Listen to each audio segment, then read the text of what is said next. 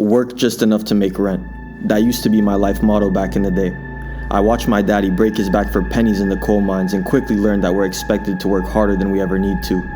So the day I moved out of that torn up 2-bedroom shack, I let my wanderlust consume me. I traveled the world, working quick jobs whenever I needed extra cash.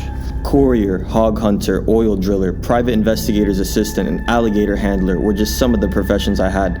If there's a job out there, chances are I've done it. Would have kept going too had I not knocked up a waitress in South Padre Island around 1993. Fatherhood really changes your perspective on life. I found a job at the post office and worked there until arthritis forced me to retire early. I do appreciate the irony of it all. Now I mostly spend my time drinking beer watching after my grandbabies. I stumbled upon this forum a while ago and have been hooked on the stories ever since. I figured I might as well tell mine. Maybe I'll get some answers here. It was the summer of 1982 when I was chasing tail in New Orleans. I must have been around 23 or so, still the first stage of my journey. At that time I was working as a dog catcher, but after getting bit twice I wasn't looking to make a career out of it. I glossed through the classified section when a job posting caught my eye. Wanted.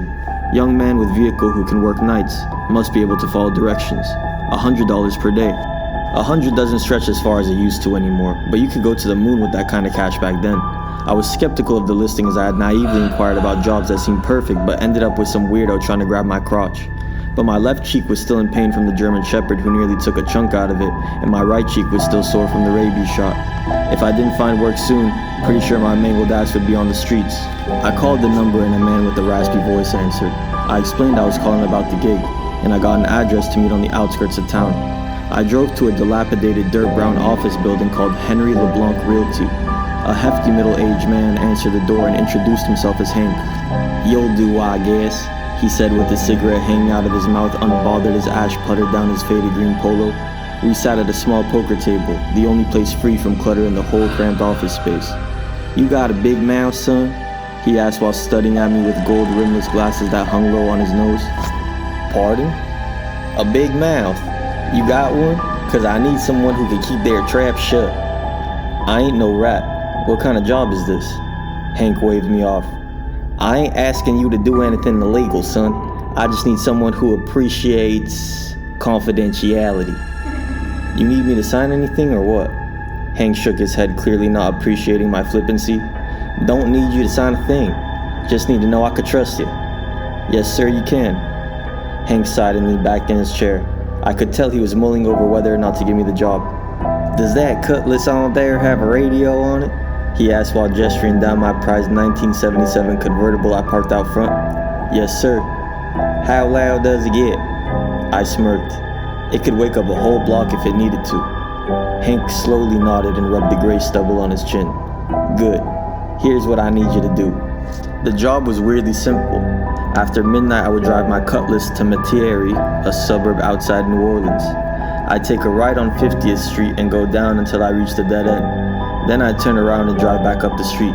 All I had to do was make sure the music in my stereo was blasting at full volume. "That's it?" I said a bit incredulously. "Yep, that's it. Can you start tonight?" I flirted with some woman at a nearby dive bar and closed my tab around 11:45. I hopped in the Cutlass and cruised to Metairie, feeling the hot summer breeze on my face. A neon green sign labeled 50th Street appeared, and I pulled over to the corner to turn on my radio. The street was dead silent, and all the streetlights were off except for the one flickering at the dead end. Come to think of it, it may have been the only light on at all. All the homes, mostly shacks, appeared to be abandoned. Some had their windows shoddily boarded up with plywood. I flipped on the radio and Rock With You by Michael Jackson began playing. I let my Cutlass slowly meander toward the end of the street, peeking at the houses that clearly seemed empty. Just what the hell was I doing out here? I reached the circular dead end and whipped around, driving back down the street. As I went to turn out of the block, I could have sworn I saw the house on the corner turn its lights on.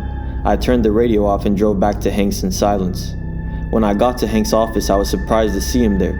He was still smoking cigarettes and drinking from a cheap bottle of bourbon. His face was pale and he looked incredibly anxious until he saw me. "Oh good, you're back," he said, the color returning to his face. "Yeah, of course," I said, perplexed as to why I wouldn't be. I stood in the door, shuffling my feet while Hank went back out. "Here," he said, handing me a crumpled $100 bill. "Can you work again tomorrow night?" I accepted and began the routine the following evening, buying everyone at the dive bar around with my newfound wealth. The drive to 50th Street seemed longer than usual, and I missed my turn several times trying to find it again. I blamed Jim Beam. After driving in a circle for almost an hour, I saw the neon green 50th Street sign flicker and skidded into the block. The street was silent again, and the light at the end flickering incessantly. I was fumbling for a cigarette when I heard a sound that made my stomach churn. It sounded both like an animal howling and sheet metal scraping together. I turned the brights on and hoisted myself up but couldn't see a damn thing. Then my headlights quivered before going out entirely. I slammed my fist down on the dash and heard the hum of the lights restarting. Feeling unsettled, I turned on the radio and started blaring Physical by Olivia Newton-John, though my radio sounded more distorted than yesterday. I made my way down the street, squinting in the dark to try and see what was in front of me. I almost reached the end of the block when the Cutlass's engine sputtered and slowed to a stop. Now, I took care of that Cutlass like it was my own child back in the day. It'd probably still be sitting in my garage had I not wrecked it 2 years later in Palo Alto. So it was almost inconceivable for it to just break down without giving me some notice. Perplexed, I lit another cigarette, grabbed my tools from the trunk, and opened the hood where I was greeted by hot steam. I shone my flashlight and checked out the engine but didn't find anything unusual after the smoke cleared. It was like something temporarily disabled my car. Then, things started to get weird. The temperature suddenly dropped. I went from wiping beads of sweat off my forehead to nearly shivering in the middle of July. The piercing sound I heard earlier ripped through the silence of the street and almost made me jump out of my boots. My eyes darted around as I felt I was being watched, but it still seemed like I was the only one in the neighborhood. I took a deep breath and carefully slipped into my car to slow my heart rate down. Thankfully it turned on and I sped out of the street, ignoring the potholes I hit on my way out. I got to Hanks and saw him pacing back and forth through the window pane and muttering to himself. Hank seemed pleased to see me again. "Let me get your cash," he said and returned with another dirty 100 bill. "I can only pay you for one more night. Are you in?" I accepted, now more curious about what I experienced in getting paid. I thought about prying Hank with some questions, but I had a feeling I wouldn't get any answers. He didn't exactly seem like he was in the right headspace. He was still muttering to himself as I was leaving. I waited in my motel room, not going out to any bars to keep a clear mind. I sped to 50th Street but still had trouble finding it like yesterday. It was almost like it didn't exist. Finally, around midnight, my headlights lit up the street sign and I cruised into the street. The Cutlass started acting up again, cranking and jerking almost like it was scared to move forward. I turned my radio on, but all I heard was static, followed by strange sounds I didn't recognize. I turned my stereo all the way up and coaxed my car to lurch forward. The houses looked like they were even in worse condition with some missing roofs. The streetlights were still off except for that one at the dead end. I took a deep breath and pushed on, gluing my foot on the gas pedal. An overwhelming sensation washed over me. I felt nervous, similar to how I feel when I'm getting my teeth scraped at the dentist's. Even though I turned the volume all the way up, the static grew louder until it was almost deafening. My headlights started to dim and then shut off entirely. 50th Street wasn't a huge block, but it felt endless with the lights at the end seeming to move further and further away. I yelled in determination and slammed my foot down on the gas. I felt a gear shift and zoomed toward the dead end. Once I got there, my car halted to a stop, and the flickering streetlight went dark. I took a deep breath and shakily pulled a cigarette out of my mouth. I tried turning the key in the ignition, but the Cutlass stalled and sputtered. It was so dark I couldn't see anything in front of me. The awful sound I heard last night pierced through the quiet evening, and the streetlight in my car turned back on. Instead of static, music was playing, though it sounded like old-timey ragtime. I didn't recognize the song. In front of me was a young woman in a tattered dress. Her back was turned to me so I couldn't make out her face. Her head was cocked to the side, and she stood stoically under the streetlight. I tried to turn the radio off, but it wouldn't budge. I leaned out my front window and tried to get the woman's attention.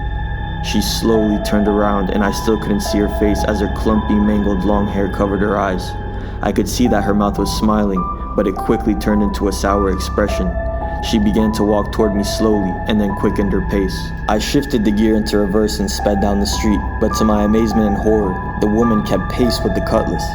Her face was now contorted with rage. The music grew louder, and I noticed I was going almost 90 miles an hour. The agonizing noise almost made my ears bleed, and I frantically tried to steer my way out of the neighborhood. I looked forward toward the woman, but she was gone, and I realized that my car wasn't moving at all. In fact, I was still at the beginning of the block, only this time the sign read 49th Street. Shaken, I slowly drove back to Hank's, eager to get some answers. But he was gone too. A $100 bill on the table with a knife through the middle of it. A crumpled up note simply said, "Thanks, kid." I went back to my place and immediately fell into a dreamless sleep. I woke up the following day, checked out of the motel and headed to California. Spent a couple more years wandering until I found out I was a father. Life's been a blur since. But recently, I've been experiencing strange events, all when I'm driving. I find myself taking the wrong turns and ending up on a street I don't recognize. I'll drive down the street, and it'll feel like it never ends. When I notice something is wrong, I'll end up back where I started with my car usually turning off. I'll get that feeling of anxiousness like I'm trapped. Eventually, I'll pull myself together and get to my destination. My doctor thinks it's an early sign of dementia, so do my son and daughter, but I'm still incredibly sharp in the mind. I am worried I won't be able to pick up my grandbabies from school anymore. So this weekend, I'm going back to Mediari to look for 50th Street. I never got the answers then, so maybe I'll find some now with some extra help from you all. Just gotta figure out how to work this damn GPS. Wish me luck.